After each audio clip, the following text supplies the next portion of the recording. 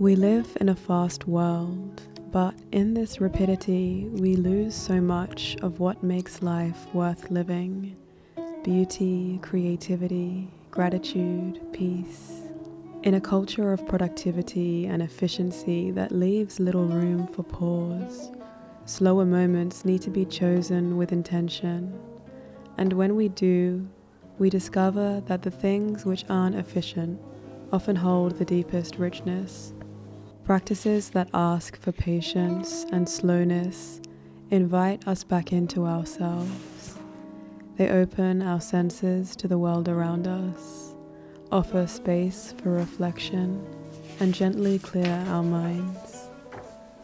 Often we don't realize what something can offer until we give it the chance to teach us. Journaling and scrapbooking have been my teachers for years.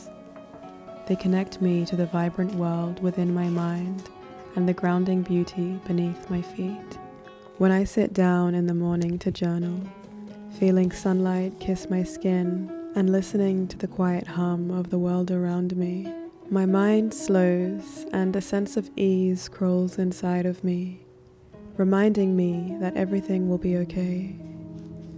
When I open my scrapbook and slowly cut out photos, fragments of past moments, my mind carefully traces memory, and my heart starts to swell with nostalgia. These analogue practices center us in the beauty of our own existence and melt away feelings of comparison that so often arise from life online.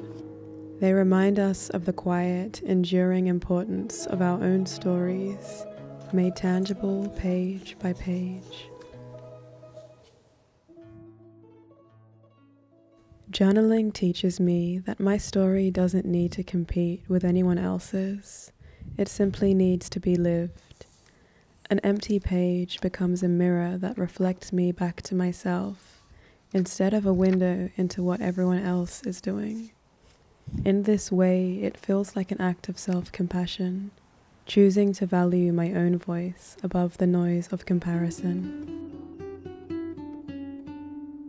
Morning journaling is honestly so powerful, and whenever I start my days with writing, I feel so much more centered in myself, in my own existence, in nature around me. It's become so normal to spend so much time on our phones and constantly subjecting ourselves to seeing what other people are doing, how other people are living, and just being so immersed in other people's lives rather than centering ourselves in our own lives. And I think that practices like journaling really center us in our own lives and in the beauty of what we're experiencing rather than constantly being bombarded with so much noise. I think comparison is something that everybody struggles with from time to time, like living in the hyper digital world that we do. But when I write, that voice of comparison honestly just melts away. And I feel like it gives me so much more confidence and self-surety in knowing who I am, in knowing what my voice is, in knowing that I have purpose in just observing and noticing and creating from that. I think that writing puts us in so much more of a place of power in our lives and in a place of being a creator rather than a consumer. I also find that when I journal in the morning, it reminds me that there's purpose and beauty in like the simple act of existing, in just sitting down and noticing what sounds are around you, what you're seeing, and alchemizing those things that you notice into writing. Even if it's just in simple sentences, it really just programs your mind to notice a lot more. And I think that that noticing is always a seed for creativity and inspiration to sprout. Most of my morning journal entries just end up being observational and just grounding myself in gratitude and thanks for the very, very small things, usually just like sunlight. The simplest of things can be such muses for us. I think that's the beauty of creativity, like being able to take something that's so simple and really feel it and then turn it into something that feels so profound, because truly the smallest things are often the most profound. And I often pair my morning journaling with a hot beverage, like a tea or a cacao or a matcha. And even just that beverage will turn into my muse. Or if I'm eating breakfast, I'll be looking at my breakfast and like marveling at the beauty of it all. Let me read you a morning journal entry of mine so you can get a gist of what I'm talking about.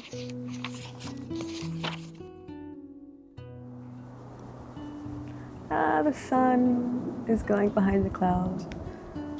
I'm sitting on my window ledge, let's call it a balcony. My romantic balcony with rose bushes that climb across the railing and bloom with beautiful white roses. The sun glides from behind clouds and plants a warm touch on my skin, the leaves and the flowers, all of us glimmering gold in her warmth and light. I'm sipping on a mug of hot cacao and there's a bowl of oats in front of me, a work of art that I shall consume shortly. Cooked plums that I picked at the park yesterday, sunken spheres falling out of their skins, resting in a scarlet pool of juice. Pumpkin seeds, a rich, earthy green.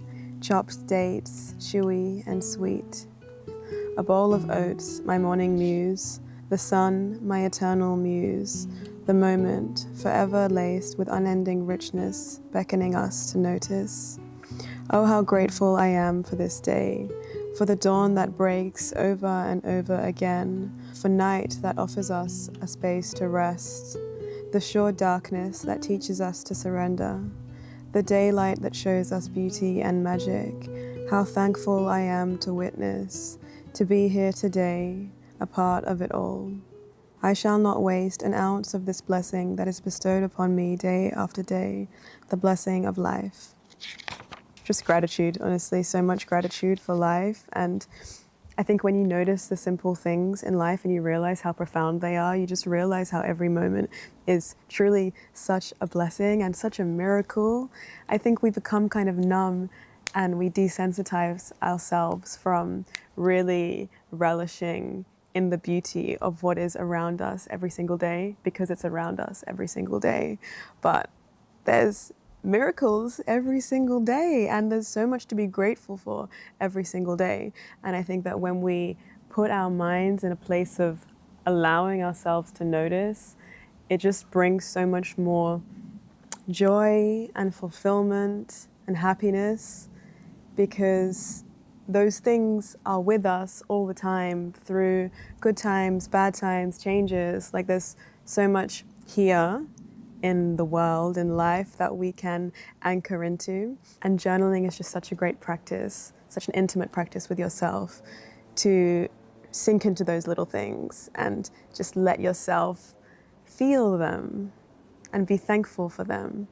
I definitely think that the way that I exist in the world and the way that I feel so much gratitude and happiness and fulfillment is because of my journaling practice and the way that opens me up to noticing all of the magic in day-to-day life. And because it's something that I've made a practice, now it's just like intrinsically a part of who I am.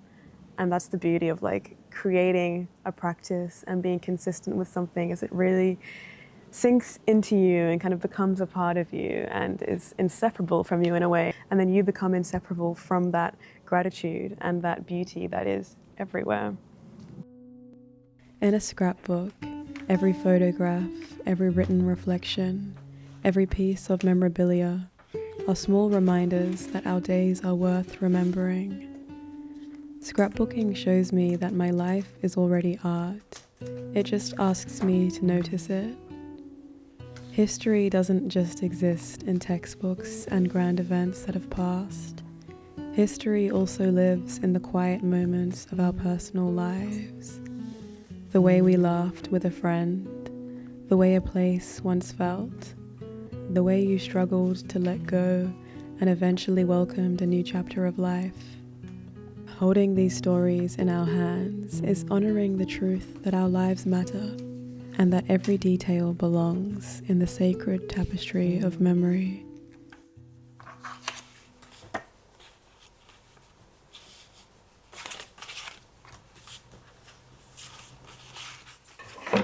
This is my scrapbook.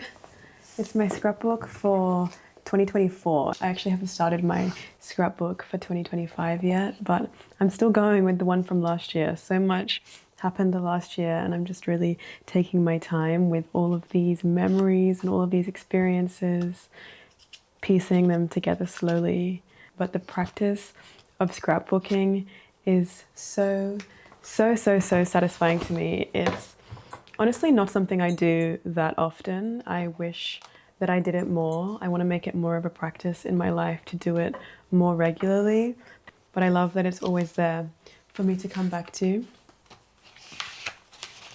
Like looking through the pages that I've done already just makes me so happy. I got this scrapbook in Amsterdam from this bookstore. I can't remember what it was called, but it's just a leather covered plain book. Any sort of plain sketchbook is good for this kind of scrapbooking. And then the way that I organize the photos in my scrapbook is I create an album on my phone at the end of each month, just with like key moments and experiences, things that I want to include in my scrapbook. And then when I'm ready to get my photos printed, I like to organize the layout on my laptop, because when I scrapbook, I like to have my photos at different sizes. I think I can tell more of a story with photos when I print them at different sizes and lay them out in different ways on the pages. And the way that I do these at different sizes is I size them on InDesign. I have a template that I created, which I sell for a small amount, which I will link in the description if you want to have a look at it. But it just has all of the page layouts already pre-sized, and there's about 10 different layouts that you can use, and it works on both InDesign and Canva. So if you want your photos to look similar to mine, you can use that template. And then I cut them out either using scissors or with a cutting mat and a cutting knife. And then to stick them in, I use glue tape sometimes, but I find glue tape runs out quite easily and it's a bit expensive, so I'll also use double-sided tape. And then I just stick my photos in, and I'll write little captions and context for the photos next to them. Sometimes I'll go back through my journal entries from the time and I'll put in a little snippet of something I'd written in my journal. I think it's nice to do that because it gives me like a direct insight into how I was feeling at the time and gives more of an introspective aspect to the scrapbook, which I really like. But I'm gonna sit down now and do some scrapbooking. I've got so many photos printed out that I want to stick into my book. I love the idea that one day I will pass these books down to my kids, or other people in my life will look at them, even just like family members. Even sitting down and sharing my scrapbook with my mom feels very powerful sometimes, because it acts as like a bridge, especially when, like me for example, I live in London at the moment. I'm traveling and my mum lives in Australia, and it's difficult to stay really in touch with people sometimes when you're in different places, experiencing different things, living different lives. But I find that my scrapbook acts as a bridge whenever I return, because I can sit down with her and slowly share the experiences that I've had, the memories I've made. And I just love how scrapbooking is a way to share without screens, because when there's screens, the act of sharing just somehow feels different. It feels a little less sacred, a little less like treasured. I think there's something about the tactility of printed photos and being able to like run your hands across a page.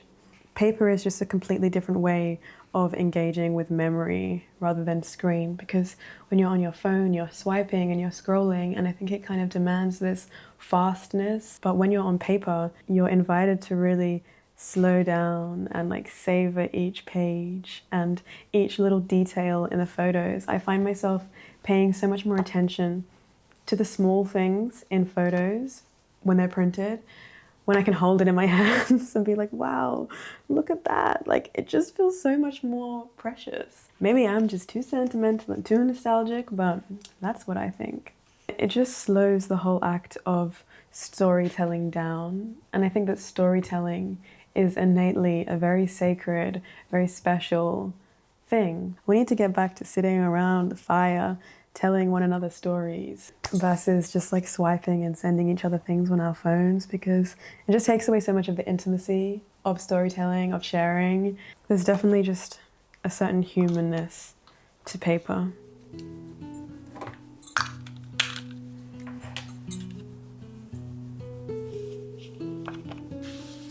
In slowing down, we begin to see more clearly. Through words on a page and fragments of memory glued into place, we remember that our story matters, that beauty can be found in the simplest of moments, and that purpose can be found in simply living. Maybe the real gift of these practices isn't what we create on the page, but how they teach us to live more slowly, more deeply, more fully.